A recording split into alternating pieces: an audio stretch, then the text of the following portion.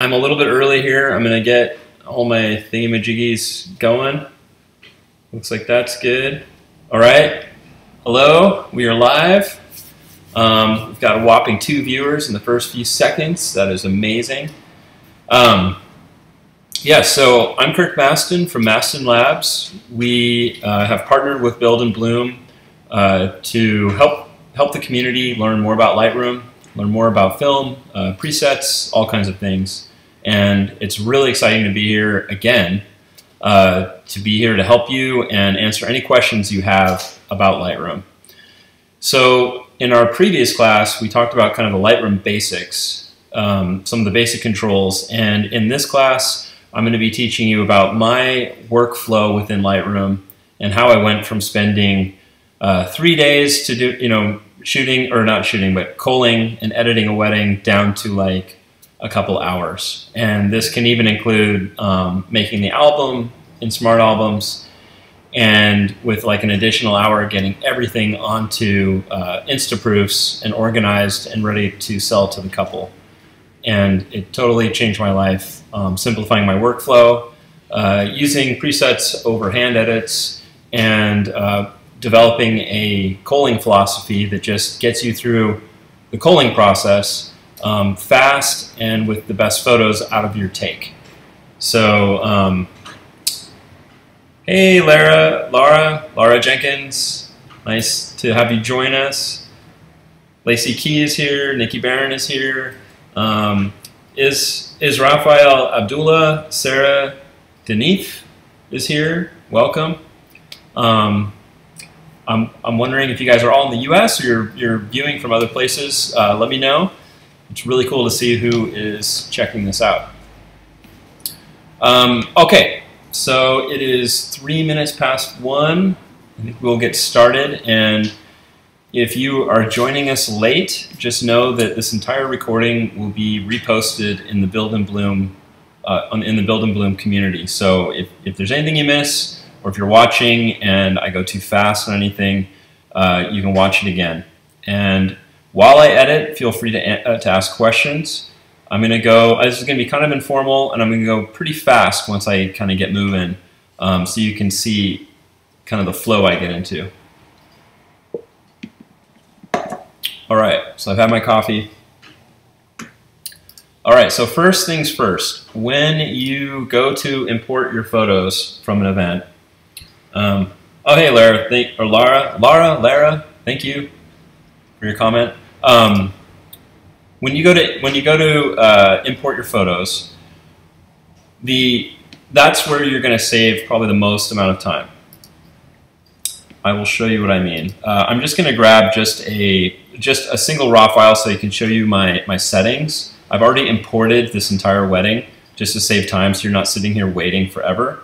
But I will walk you through how I do everything. So let me just find, I don't know, here's a raw file. All right, so I've got 2 little raw files here. You're just gonna have to use your imagination and pretend that I am importing like 1,500 wedding photos. Yeah. So what you're gonna do is select all of your photos, all of your wedding photos. I'm gonna be doing a wedding today. This could apply to like a maternity shoot, seniors, anything that's like high volume. You're gonna select everything, and you're going to choose these settings under File Handling and under Apply during import. So if I go too fast, leave a comment and I will slow down or go over something again. Hey Sydney, nice for you to join us. Okay, so here's the key. You're going to want to build previews at 1:1 on the side here. That's the first and most important thing. I think that when you install Lightroom for the first time, I think it puts you on standard. I can't remember. I mean, I've been using Lightroom for since Lightroom 1, so I don't even remember what mine started on, but it's really important that you have build previews at 1:1. That is the absolute slowest part of Lightroom. That's where everyone gets pissed off, is because they don't have 1:1 library previews. And what I used to do would be to import all 1,600 photos, or 2,000 photos, whatever. God bless you if you shoot over that many photos. You're killing yourself. But 2,000 photos, import them with build previews at 1.1, and then I would go and like have lunch and come back because it takes forever. But by doing that, you're taking away all of that waiting time when you're going through and developing photos, like looking at photos, like, you know, how they take forever to render, and you're just sitting there going like, come on, why is Lightroom so slow?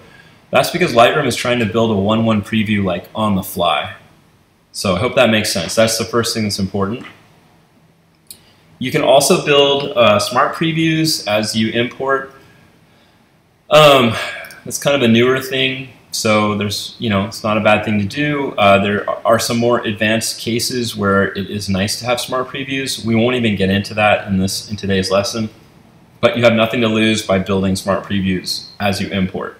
They're just nice to have. There's don't import suspected duplicates. I mean, that's pretty obvious. Like, so these two images are already in my on my Drobo, my hard drive system, and they've already been imported to libraries. So Lightroom is saying, hey, you already have these. If you click on don't import suspected duplicates, they'll just be kind of grayed out. But we're going to pretend I don't have these photos yet. This is also a time that you can make a second copy to somewhere else. I have my own backup system, which I could do a whole video about, that is totally outside of the realm of Lightroom. So I won't go into that right now. And you can add to collection.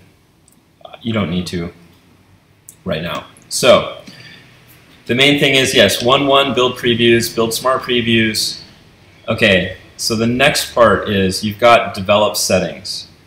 Develop settings just basically means, do you want to apply a preset on import? Yes. Yes, you do. Because if you apply a preset on import and have it build 1.1 previews in your library, you've saved like hours of time, like maybe a day of time if you don't. Super important. So for this wedding, not for these two pictures, but the wedding I'm going to show you, I shot all the film on, I shoot film and digital for everything, for every wedding. So this is my approach. I shot Portrait 400 for this wedding that I shot in Carmel. It was actually on Clint Eastwood's ranch, which was super cool, right on the ocean. I shot Portrait 400 and I shot digital.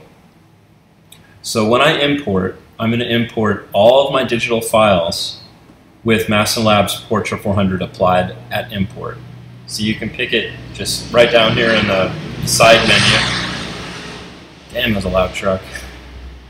You pick Portrait 400, and now when you import, you're going to have 1.1 previews, smart previews, and the preset already applied.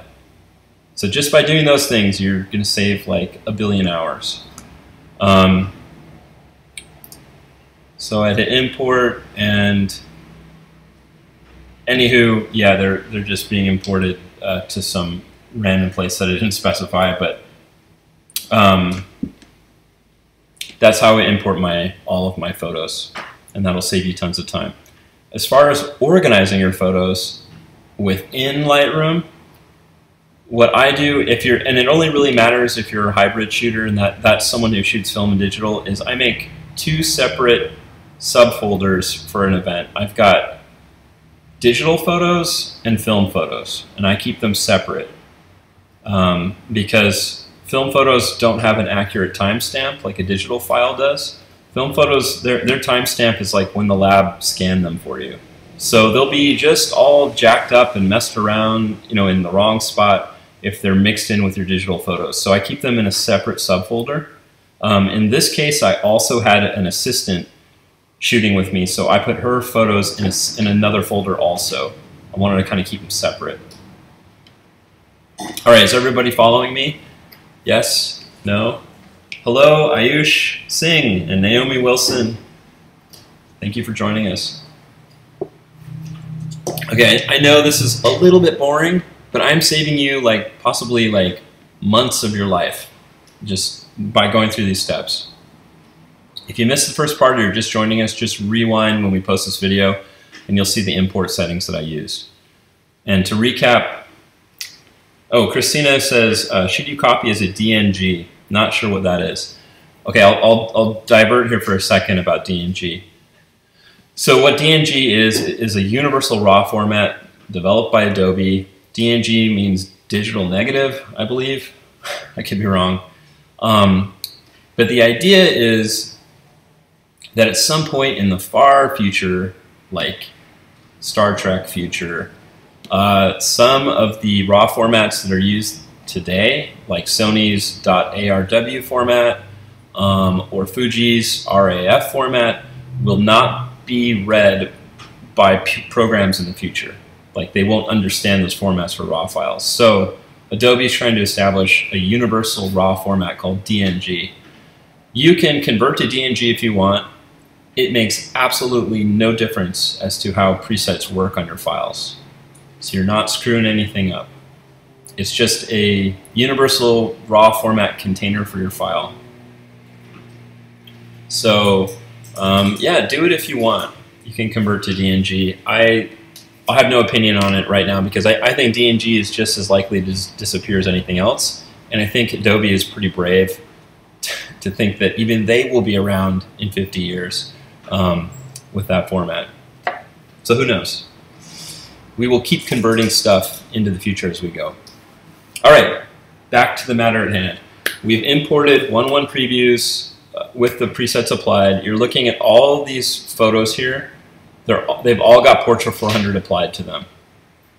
This is a wedding from 2011. I had to kind of go back in time and find an older wedding that I'd shot because towards the later part of my career, I shot almost all film. So this one has a nice mix of film and digital, so I could show you my techniques. So yeah, I wasn't as careful with some of my exposures back in the day, but they're all pretty right on. You'll see there's a lot of similar photos, and I tried to keep the settings similar between photos. So by shooting in manual and not using auto white balance and not using any kind of auto anything, you can dial it in. Okay, this is not the most flattering picture, but you can dial it in, and you know that every shot that you shoot is going to be roughly in the same light. I mean, she's a little overexposed here, but you get the picture. Like, by shooting manual, you avoid having to like keep, you know, when you go to edit, basically, if you were not shooting in manual, or if you're shooting in auto, you're going to have to do way more corrections because things are going to be all over the place. So try to shoot in manual. Use the live view on the back of your camera to get it kind of in the ballpark. The white balance that you choose doesn't really matter that much, but you kind of want to get it close as a good starting point. But since it's a RAW file, it doesn't matter. So now that we've got all of our photos into Lightroom, and you saw how fast, I mean, like so fast, like between images. I'm not waiting for anything to render, which is super nice. And that's because we imported as 1.1 and not as standard. Super important.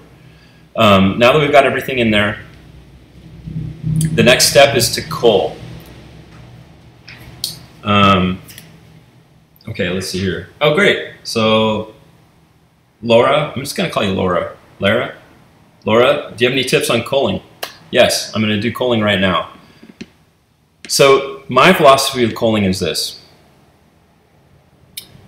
Your gut instinct will tell you which photos are best. If you think about it too much, you're going to choose too many photos. Don't play it safe. Don't give your client too many photos, and whatever you do, don't give them too many similars. So what a similar is something like this getting ready sequence here with Adrienne having her makeup put on. You can see me kind of working this scene here and trying to find like the best light and the best angle.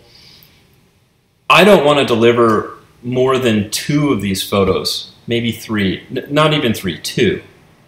Because the more similar photos you deliver, the more frustrating it is to your client and the less value each photo has. Because you're just giving them a big flippin' mess where you couldn't decide what was best. And it's your job as a photographer to only share and show your best work. And that means that while you cull, you only want to share, you only want to keep things that represent the best moment out of a moment. So out of all of these, see there's 3, 6, there's 8 shots here, they're all similar. When I go to cull, I'm going to pick like 2 of them. and I'm going to do it with kind of a gut instinct. So when you cull, don't worry about trying to get everything in there. The client will never know what you left out.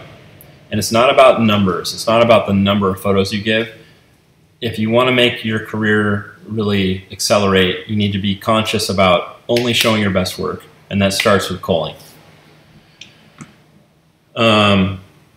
So the issue I have with culling is not being able to tell if something's blurry and choosing a blurry one but with great composition. Okay, so if you imported at 1:1, like the full-size library previews, you will know as you cull that something is sharp or not.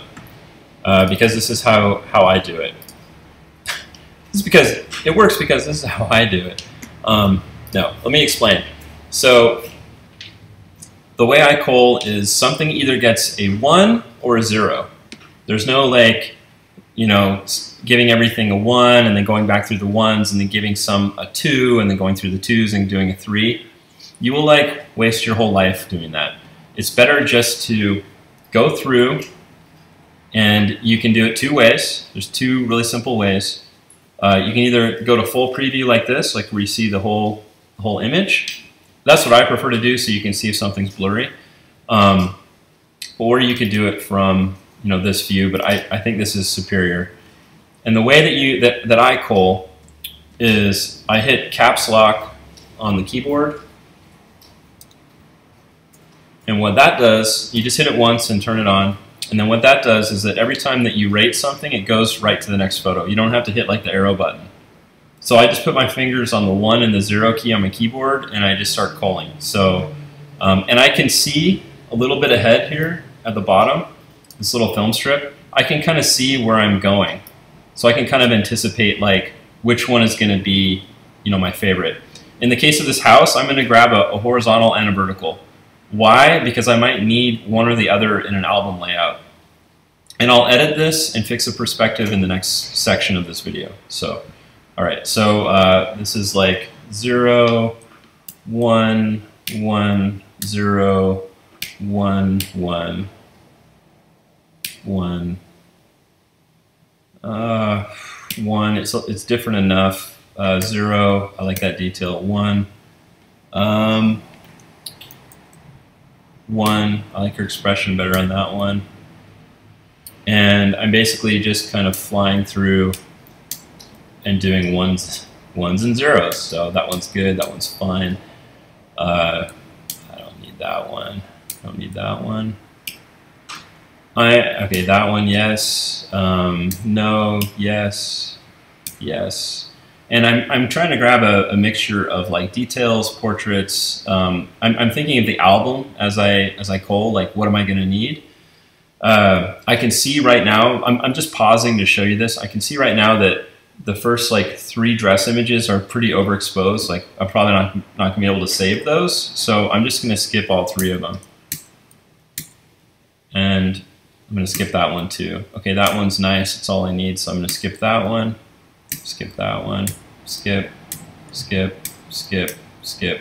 And you can see me just experimenting with this dress in the tree. Forgive me, I am not, you know, this is early work. Nah. Okay, so weird expression, no. She looks mad, no, no, no. All right, none of these. If I wanted one of them, maybe I would pick where she's looking down, so I'll go back and grab that. No, yes, no, a bunch of shoes. I'll grab one of those. No, yeah, no, no. All right, so I'm not gonna sit here and like cull everything because yeah, I will lose my mind and you'll lose your mind. But you can see kind of how I'm going through this, and I'm just trying to like get a nice mixture of stuff. Oh man, that bathroom. So that bathroom was so messy. So what did I do? I just kind of slid over to the right to crop out all the junk. It's kind of nice too, where she's checking her earrings. All right. This is real life. I had a great career as a wedding photographer, and this is at a very expensive ranch. Like, this is like Clint Eastwood's own place, and still every wedding has mess and chaos among the beautiful parts, which we'll get to. But that's just the reality of it. Okay, here's our first look. I was like, let me just underexpose the crap out of this. It can all be saved because it's a raw file. This is where Mark is giving Adrian a letter. And he put it back in his pocket. Oh no, this is vows. Okay. Oh boy, very overexposed. And I mean, I'm just taking like one of these every once in a while if it's really good. Anywhere the bride, I mean, like, I just totally blew the exposure there. Anytime that I like her old hands, that's cool. Anytime that the bride or groom or somebody has like a bad expression on their face or something's kind of wonky, it's like an automatic no. Because you've got so many images that you're gonna go through. I've got like almost 2,000 images here that you don't need. There's no reason to take a photo that has any problems with it. These are going to be borderline overexposed. That's me being in a hurry and panicked. That's what happens. These are my early years. Okay, that bridesmaid has a crazy face. Okay, that one's good. She's making a crazy face. She herself is beautiful and does not have a crazy face, but it's had to be clear about that. They were an awesome couple. Okay, anyway, that's just me calling, and I'm going through this thing fast.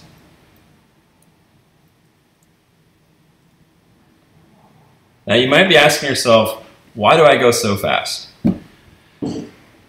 Back in the day, back when I was a young whippersnapper, in the beginning of my career, I would sometimes edit every single flippin' photo that I took, I mean, except for the obviously bad ones, and then cull. And that would take me days. I learned over time that going that slow with editing actually made me nauseated, like I was going to throw up, so I had to find a faster way to do it. So that's why I fly through and just kind of go 1 0 1 0 1 0 all the way through until I feel like I've got everything. I'll occasionally backtrack and find something else that, you know, is good. Like maybe I'll give something a 1 and then the next photo is even better, so I'll backtrack and go get that one instead. But again, my goal is to not have any similars. I want things just to be, you know, the best out of all of them. All right, these guys are just, I don't know what they're doing. I think they're doing the whole like, what do I do with my hands? Like, you know, the Will Ferrell thing. What's that from? Talladega Nights? I can't remember. So here's a good example of why having 1:1 previews is great. Like, they're blurry. It's a great shot, but he's blurry. So I'm just like blowing this all over. You seeing the real me? But when you finally edit down 2,000 images down to a really nice blog post or an album or a collection for the client, it looks amazing. You're basically cutting through the chaff of all of this. Okay, I'm going to stop for a quick question here. So Sydney asks, what is a good way to utilize catalogs to organize imports? Okay, so a catalog is like, just to be clear, a catalog is like everything that is on the left side of the screen. All of these events are in one catalog. There's two ways of thinking about catalogs. One theory is that if you have one event per catalog, that Lightroom runs faster. So some people say you want to have a catalog per event. So like this wedding would have its own catalog. Then you've got like a buttload of catalogs on your hard drive. I think that actually you can have quite a few events in a catalog before it starts to really get bogged down. So the way I organize catalogs is I do it by year. So for all of the weddings that I shot in 2011, all the weddings and engagements, they're in one catalog. So you can see on the left here that there's probably 1, 2, 3, 4, I don't know, there's like 40 or 50 events in here total. That seems to be like a nice amount. I also, back in the day, or during this time, I did commercial work, I did stock photography, and I did personal work, including like family photos. Each of those had their own catalog. And the way that I organized that was by calling them the same thing and then giving them a different year. So I had weddings, 2009, 2010, 2011, 2012. I had another one called commercial, which was commercial 2009, commercial 2010, commercial 2011. And then I had another category called personal, 2009, 2010, 2011. And then I had a last one called stock. And that's how I organized. And I think that's a good compromise. I think mixing everything you've ever done into one giant catalog that goes on forever and ever will certainly mess up Lightroom and make it almost impossible to use. All right, guys and girls. So that is how I cull. Okay, I'm not going to cull anymore because that could take forever.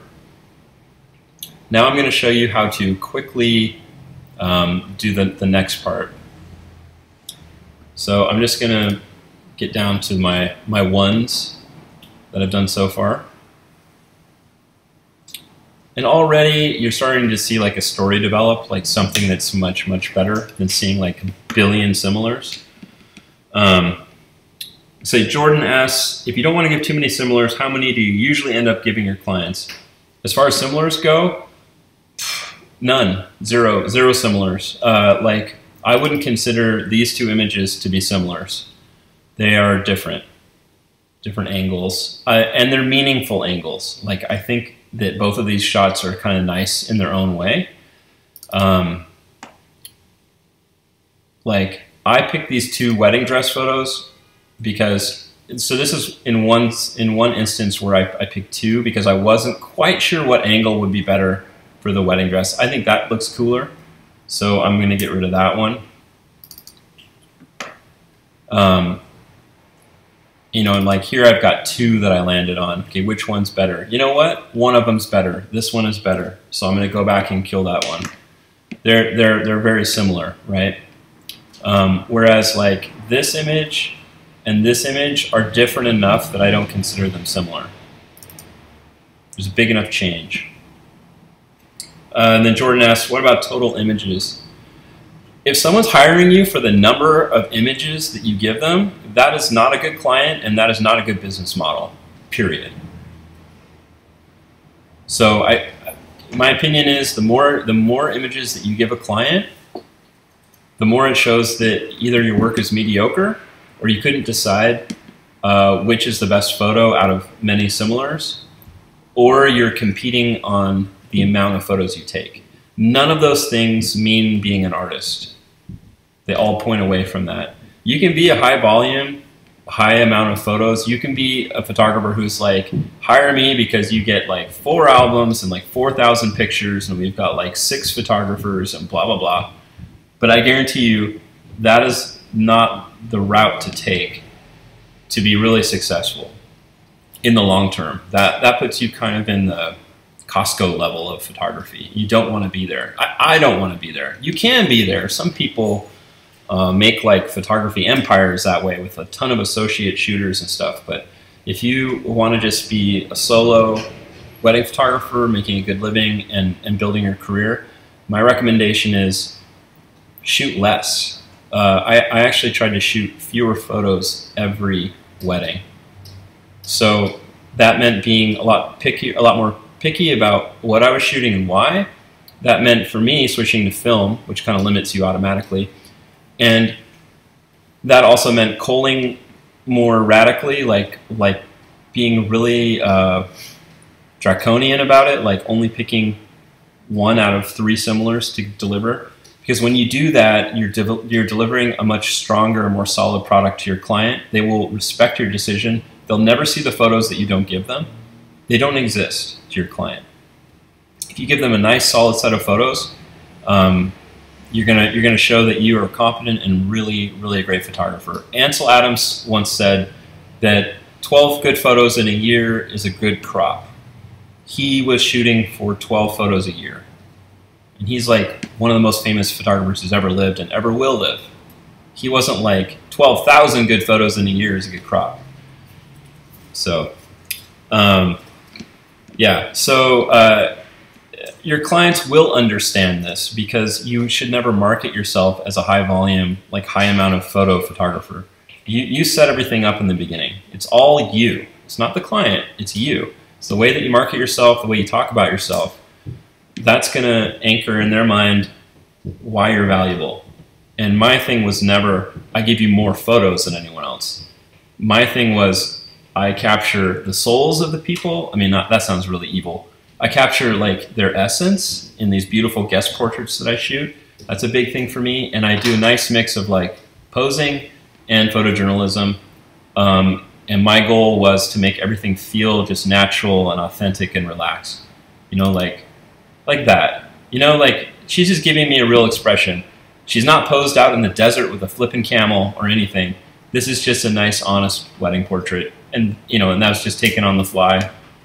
It's not the best photo of the set, but it's an example of what I mean for why I was hired.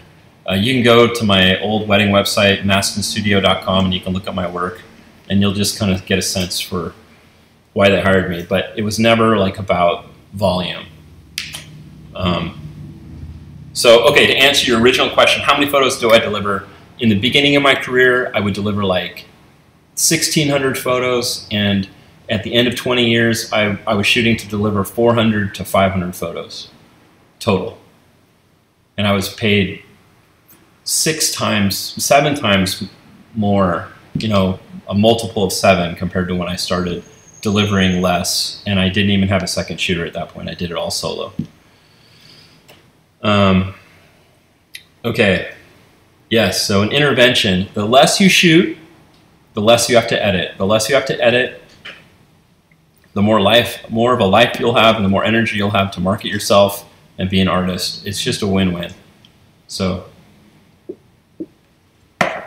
all right.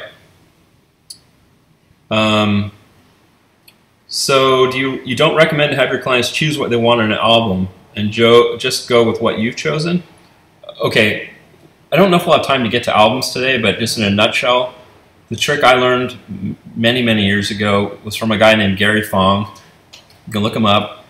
He's pretty old school, but he's pretty good at business. What I do is I design an album with what I think are the best photos, and then I give that to a client and let them tell me what they want to change. That saves you like a ton of time. And again, you're proving yourself as an artist. You are, you know, part of being an artist is deciding what is the best photo. I mean, you are a visual artist. You should be able to know what your best photo is. And if you don't, you need to build the confidence to know that. Your client is not going to know. That'd be like me going to a knee surgeon and the knee surgeon's like, well, I mean, I've got like 15 different ways I can operate on your knee. What do you think we should do? I don't want that. I want the knee surgeon to be like, I know exactly what your knee needs, and we're going to do it this way. And you're going to be like, awesome, I have total confidence in you. So that's what I recommend. Oh, and another little tiny trick that Gary Fong taught people, which I think is genius, is if your client orders a 20-page album, you design a 30-page album for them, and you say, you know what, you had so many good photos that I just couldn't decide. And so I just had to add these other pages. I just couldn't decide. Like, there's so many good photos, I couldn't leave these out. Why don't you take this album, this draft album, why don't you look at it over the next week or so, and you tell me what pages you want to cut out, and we'll cut those out and we'll finalize your album. But if you want, you know, for every extra page, it's $40 or whatever. And then you put it on the client to decide which of their children they want to kill, essentially. And what, I know it sounds terrible, but it's like, I guarantee you, you're going to go from selling a 20-page album to at least like a 25-page album with like no extra work. So that's a little like inside baseball, a little extra tip there to make you some money. And you know what? It makes your client happy too. They don't care. They don't care. They really don't. There's nothing rational about a wedding at all, like the money people spend or anything, so don't even worry about it. Okay, we've culled here's how I edit. If I'm going through a wedding like this, I've tried to keep the same exposure throughout and the same white balance. So that means since the preset's already applied at import and I've got my 1:1 previews, all I really need to do is just do like an exposure correction and maybe a white balance correction. So she's a little bit magenta, I think because of this like arm right here. So I just increase the exposure and I'm going to drop it towards green, just like a few points, and done. I mean, that's basically done. I could play with like a tone profile, like maybe a highlight soft to kind of save some of the highlights. You know, that's before and that's after. I kind of like it a little bit punchier. But basically, yeah, I would edit one photo. Come on, Lightroom. Edit one photo. And if there's a ton of photos, what you can do is you can come back out to your box like this, hold down Shift, and just select all the similars. You know, so these next two photos were very similar. Oh, come on. And then you do sync settings, make sure everything's checked. You can hit check all if you need to, and then synchronize. And that's going to get these photos, you know, if they're shot on manual, they're going to be all the same at that point.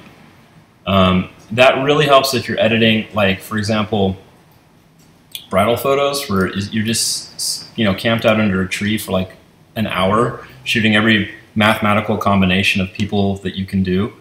You're going to end up with like just a ton of photos that are all similar. Okay, obviously these are overexposed and the white balance is off, whatever. It's a RAW file. You should try to shoot it right in camera. My friend Jeremy Chow and a few other people I know, they are just like really good at getting it all in camera perfect. I'm a little more loose because it doesn't really matter with the RAW file. So this is with Portrait 400. I'm going to just do a temperature adjustment. You could even use one of the white balance settings that comes with the presets. So like, you know, daylight or cloudy. I don't know, maybe cloudy. Drop the exposure. They're a little green from all the green foliage around them, so I'm going to take the tint towards magenta, just a tiny bit, and I'm going to do lens correction. I shot this at f2.5, so you got a lot of distortion and vignetting. So I'll just do lens correction. There you go. I mean, I could crop right now, but I usually save that to the very end, the very, very end, because I don't want those crops to transfer to the other photos. I could do sync settings without cropping turned on, but I usually just kind of cruise along and crop and rotate at the very end if I need to. So I edited that photo, and now all I got to do is select all of the similars, of which, you know, there are a ton, and then just do sync settings. And as long as I've, you know, shot everything roughly the same exposure, they're all going to be the same.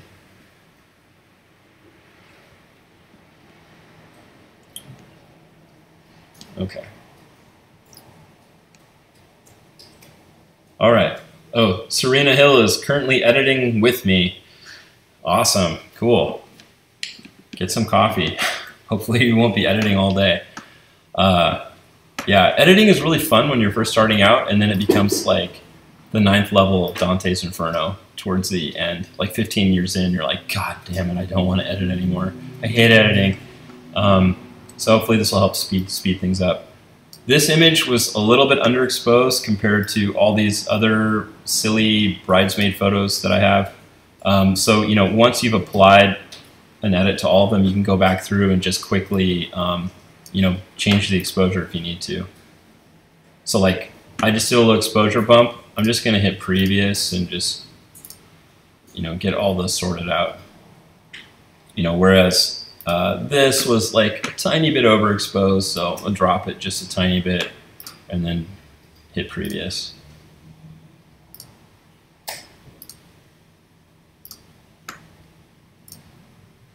So you can see, so another thing I wanted to point out is something that I'm not doing.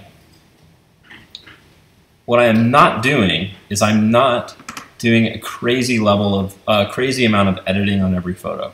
I am not going in with a brush and brushing in you know, things on their face, or taking a cloning tool and cloning out this little spot on the ground. I'm not cloning out flyaways. I'm not doing any skin smoothing. I'm not playing with sharpness. These are just really, if you boiled it down per image, they're like 3-click edits. And that is totally intentional. Here's why. You don't have time, ain't nobody got time for those really detailed hand edits on 600 photos. Your clients don't care. They will never know. They will never know. They will see these photos. If I handed them these photos how they are right now, they're going to be like, these are amazing. These are like, this is exactly what we hired you for. This is what we wanted. And as you can see in the grid, they all look great. They all look, I mean, I'm not the best photographer that ever lived, but you know, they're not bad.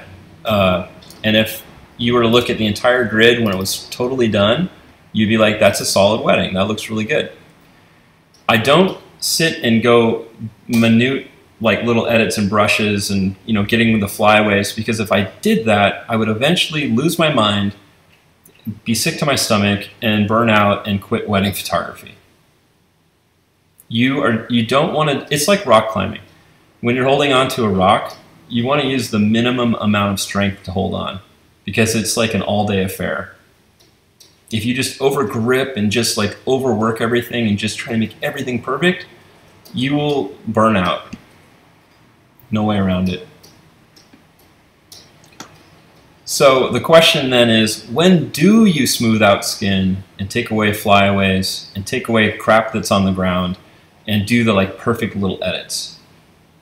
You do that when it's time to blog a photo, or it's time for a photo to go in an album. That is it. That is the only time that you should ever go any further in your editing than using a preset and a few little adjustments. That's my advice. If you're doing a high volume event, it's the only way to go, or you will totally lose your mind in the mountains of madness forever. Just don't do it. Don't do it. You need that brain power for marketing. You need that brain power to like go plan creative shoots. If you are spending your time editing, you are not being a photographer. Being an editor is not being a photographer. That's the beauty of film. Film just like cuts out all this editing BS completely. You're just focused on the content and on exploring the world and capturing true expression and beauty, or whatever drives you. So, all right guys, so that's enough blah, blah, blah, blah, blah by me. You saw the basics here, where you edit one photo and apply to the rest. You can either do it kind of globally, where you select, you know, one, and then you get to this view, this like lightbox view, and you just select like a bunch and do sync settings. Or, you know, that's the way you start. And then if there's little tiny adjustments that you want to make between them, you go into the single loop view, you know, make your adjustments in the develop module, and then just, you know, go to the next photo and hit previous, like that. That's how you get through it fast. If I wasn't just like blabbing away the whole time, I could probably just cruise through this wedding in about 3 hours or less, edit the entire thing. There's 1,947 photos to cull through, so I won't do that right now.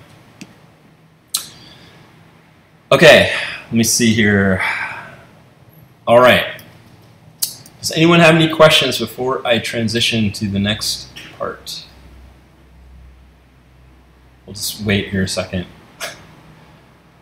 Okay, no questions? All right.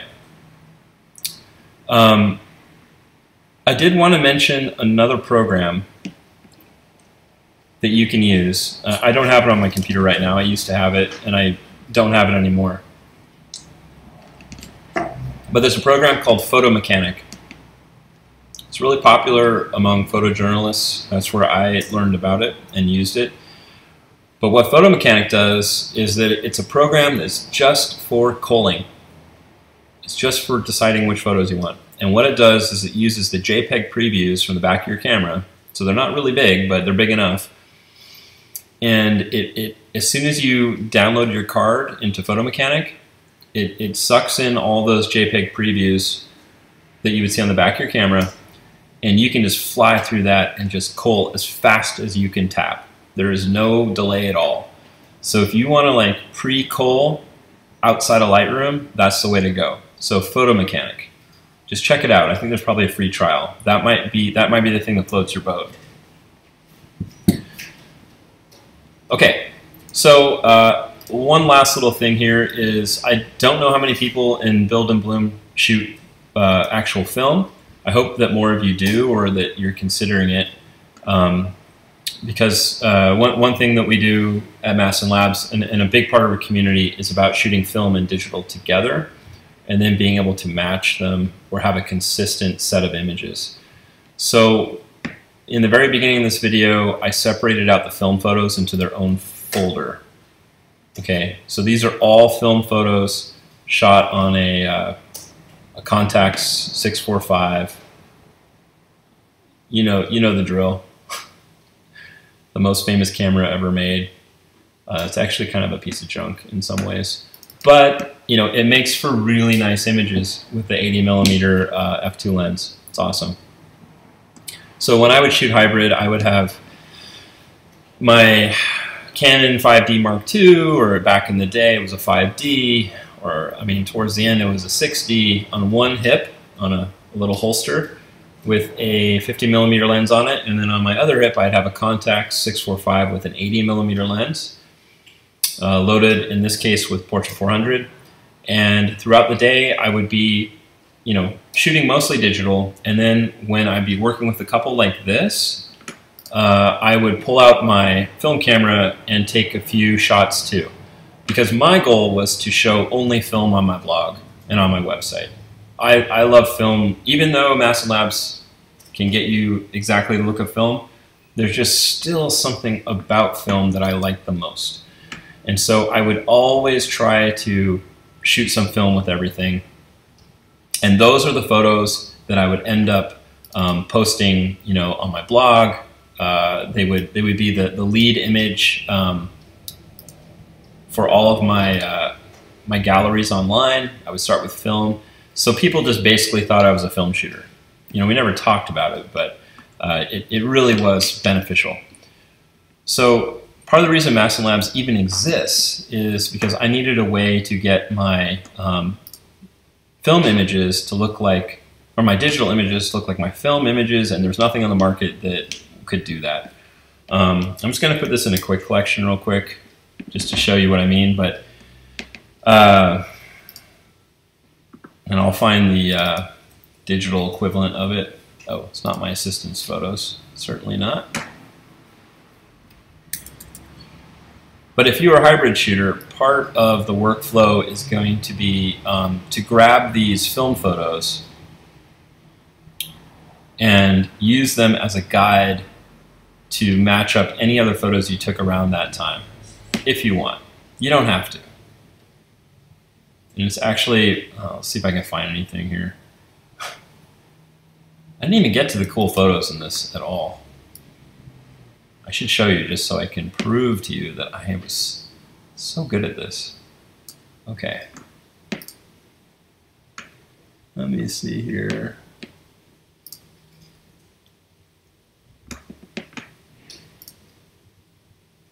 It's gonna take me a second here.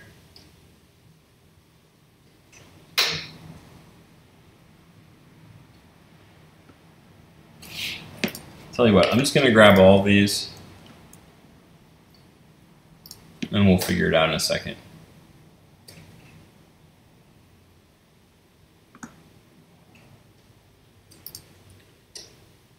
Okay.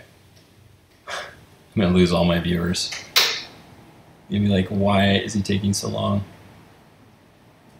I mean, look at how completely awesome this setting was. Look at that. Carmel. Oh man. Whoops.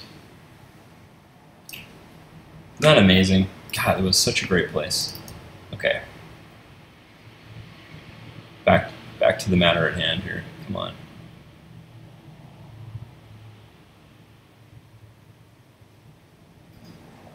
All right. Whoa, doggy. Too fast.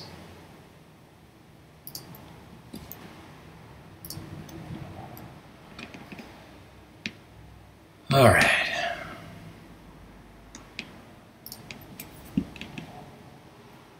Okay, so let me find two that are similar here.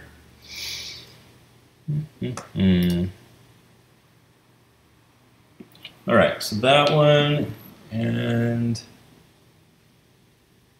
that one's pretty close.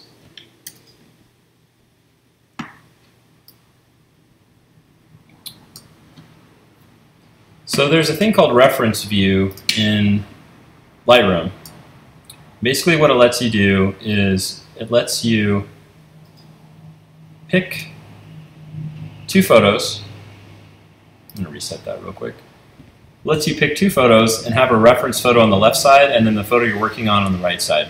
So what I do is I put the film photo in the left side and then the digital file on the right side.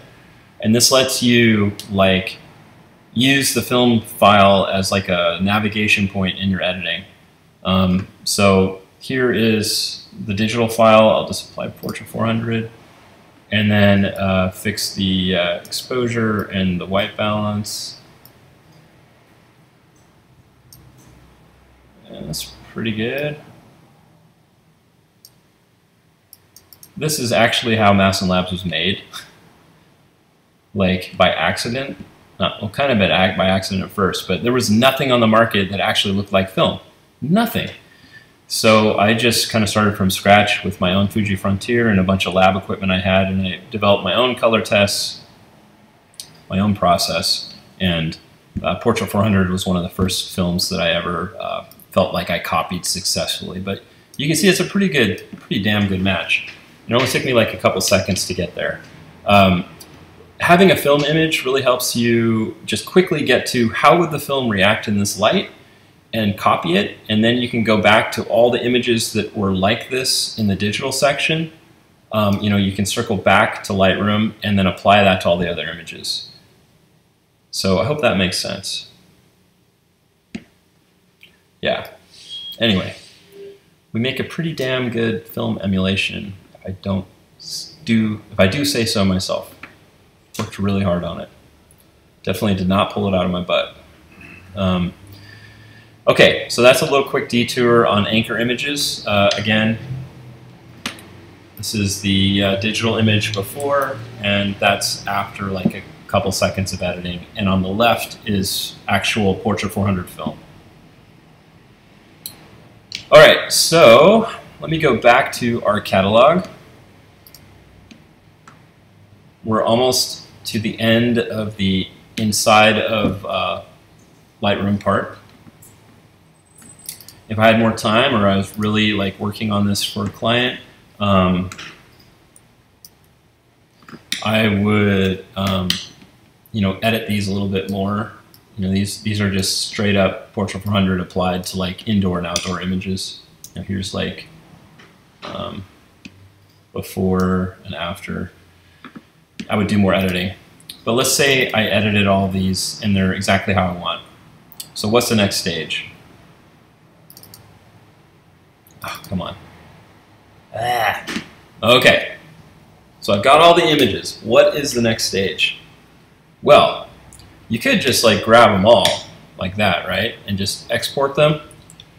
What I do is I think of how they're going to be categorized later, like in Smart Albums. So I'm going to show you how Smart Albums works. It's how I make wedding albums. Let me just fix the white balance on this. I can't even stand it. There we go. It just kills me to like export these without them being edited. It just kills me inside so much. I don't know if I can do it. I'll try. Just forgive me. Just go like, I know that these are not edited. The crowd just has to agree to this, or I will be very sad, because I would never ever export these without at least like looking at each one of them and dialing them in. Okay, so there are my photos. I'm going to grab a bunch of film ones too. Why? Because the film ones are essentially edited as soon as you take them. That's why film's so cool. Let me grab one of my epic ocean ones. Come on. I'm not gonna lie, Lightroom, I mean, even with 1.1 previews, it's like a little bit slow.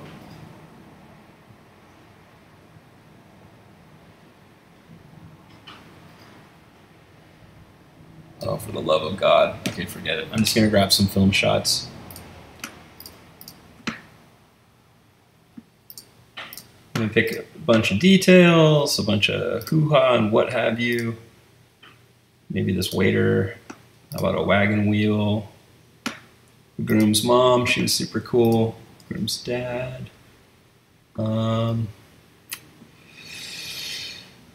Grandparents, some shoes, dress. Oh, look, they got married. Okay, grab that one.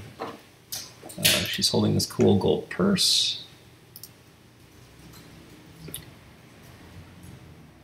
And they're standing on these beautiful rocks, etc., etc. Okay, I've got a bunch of photos. I'm going to export these 30 files, and what I'm going to do is give it the name. I don't know. I would always do like I would actually keep the name of whatever I had in my Lightroom catalog. So inside of my catalog, this was called Adrian and Mark Carmel Wedding. I would do that just so that I could always find them. Rename them to nothing. You don't need to rename them. You can if you want. It doesn't really matter. What matters is the timestamp when you go to organize them. The export would be JPEG. I exported usually at 75 for quality. And then I would do sharpen for either sharpen for screen low or sharpen for matte paper low. It was almost always screen low.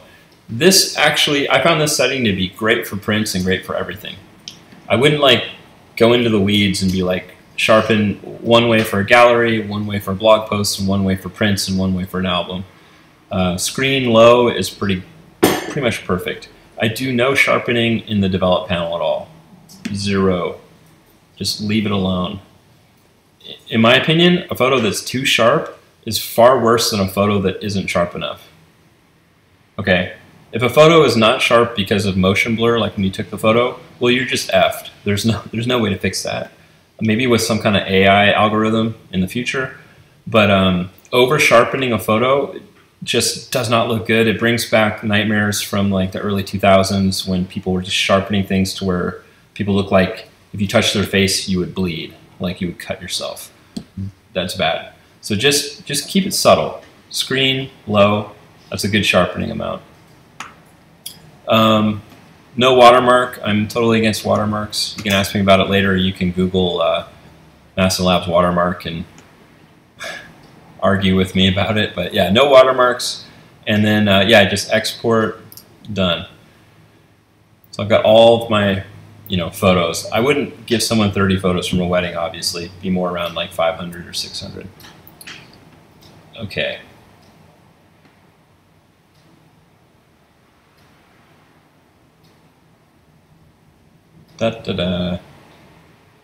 This might be a great video to watch after it's done because you can skip stuff like this, like the export. Does anyone have any questions about anything while I do this? Nothing? Nada? All right. If you have questions later, just ask them in the comments of the video. I'll get to them. In the meanwhile, look at this beautiful picture of a pinwheel. Or this tilt shift. No, not tilt shift. That's just a straight up context photo. That's how shallow the depth of field is with that lens. Beautiful. Super beautiful.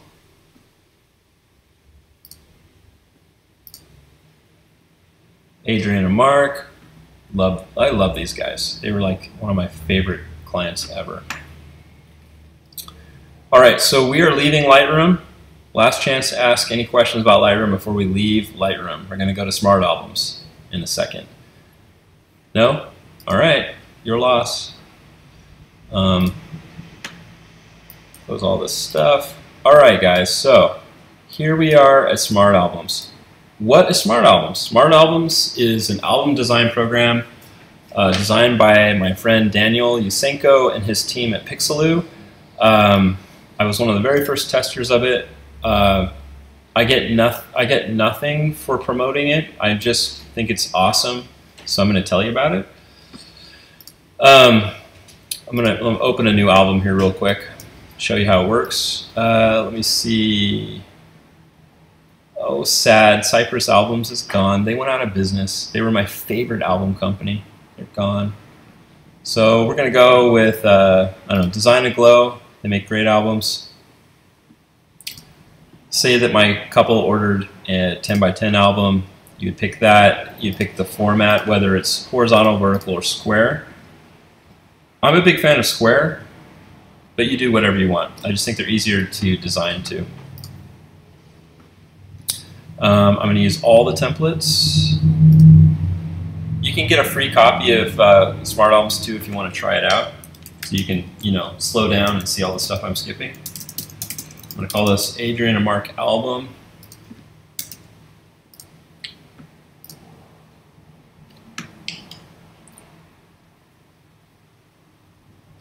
Okay, I'm just preparing templates. Blah, blah, blah.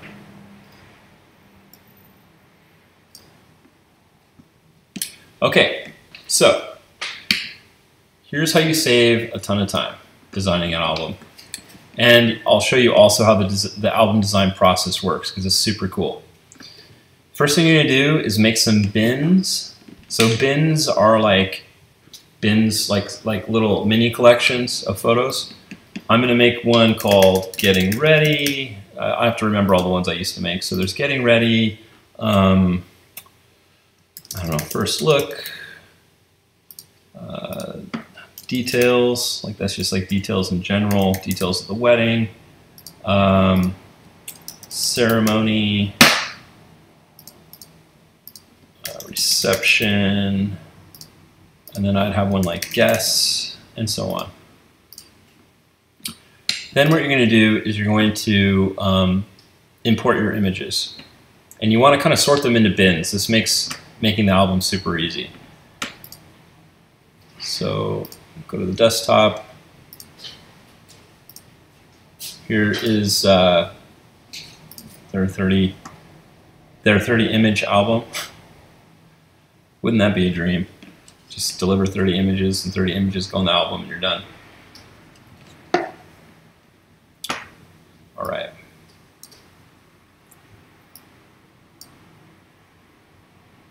So the first thing I'm going to do is sort these into bins. So I'm going to grab all of my details. So like shoes, dress, this wagon wheel thing, these cool plants, shoes, whatever. Those go into details. Here's some guest portraits. I only grabbed 2. It doesn't really matter. Put those right there. Here's a ceremony. Put it in my ceremony.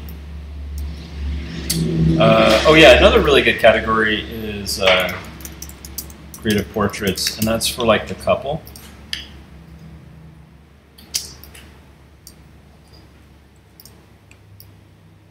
And here's some getting ready.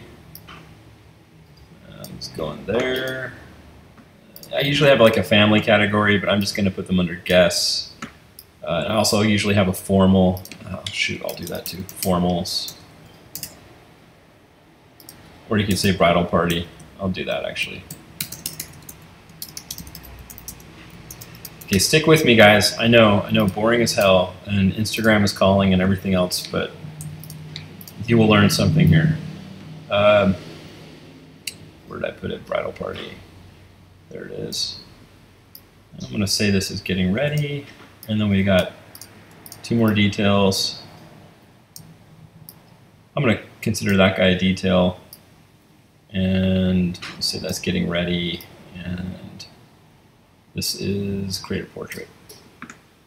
Okay. So generally when I make an album, especially in this program, I sequence it kind of how the day went. So there would be like, you know, I would start with where we are. Now, I didn't grab enough photos, so bear with me. I would have a title page, and then, you know, like the wedding of Adrian and Mark, Carmel, California, and like a portrait of them. I don't have that with me right now, but that would be the title page. And then from then on, I'm kind of going through the day sequentially. So I first want to show like where they are, and then work my way from there. What's cool about Smart Albums is as you go,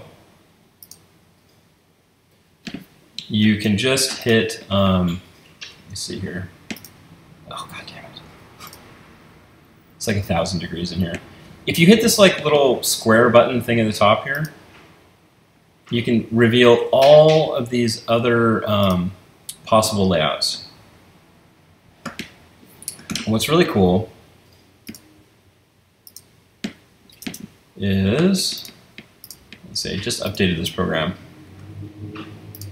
Oh, God. Come on. There we go. So if you hit this arrow on the side here, it will go through every possible way to lay out these two photos. So I used to use a program called Photo Junction. I don't even think it's around anymore. It might be. Queensbury and some other companies use it. And that would require you to like lay stuff out in a grid and move things around, and you get all these error warnings and blah, blah, blah. Nothing would be lined up. This is just as simple as like clicking a button until it looks right, which I think is super awesome. If I wanted to have a little montage of details, you could do that. And there you go. It's like every possible mathematical combination of stuff. So for example, in this case, I would do, let's see, where's that picture of her? You know, something like that is pretty cool. You know, or you could swap it. You know, there's her dress, and there she is in her dress. And you can just keep going until you find one that you know, totally is awesome. And that's what I loved about what they made, was that it really took the album design process down to a single button. So, you know, simple is pretty awesome. I'm not gonna say awesome anymore. I should have a drinking game for that. I like that. When I design albums, I keep it to very, very few images per page. Some people do like 1,000,000 images per page, and I think that's a mistake. Because then none of them have importance. They're all just kind of equal. So, there you go. And you can just fly through an album this way. It is by far the fastest way I've ever made an album in my life. You know, normally I'd say like it's not good to go fast in anything, but I would say in the album design process, you know, if you don't overthink it and just keep playing with these buttons, man, that sounds so dumb, but it's true. You just keep playing with these buttons, you will get a really cool album design in just like a few minutes.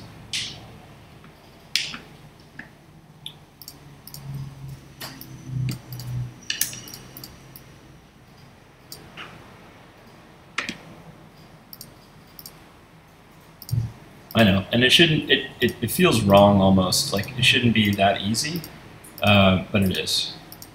So it's a pretty sweet setup. Does anyone have any questions about that section?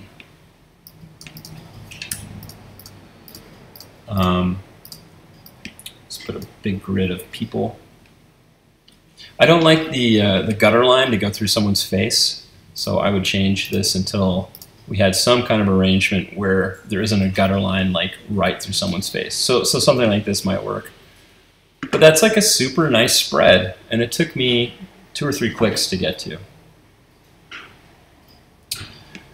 Okay guys, so that is how Smart Albums works. If you need to make an album, they work with every company under the sun. and you can make just a sweet ass album in like, I mean, you could, I've made albums in 10 minutes. It's pretty good. I remember with Photo Junction, it would take me days, just days, because it would keep crashing and there'd be all these alignment warnings, and it just hated it.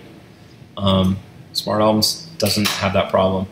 Other thing that's cool about it too is that you can send this album as a proof album through the cloud, through a cloud service that they offer, where the client can look at the album and make notes on it and tell you which photos they want to switch out, and give you feedback. And then it's all managed through the cloud. So you design the album, you send it to them, they give you feedback, you change it, it lets them know until you find out, you know, settle on an album that you both love.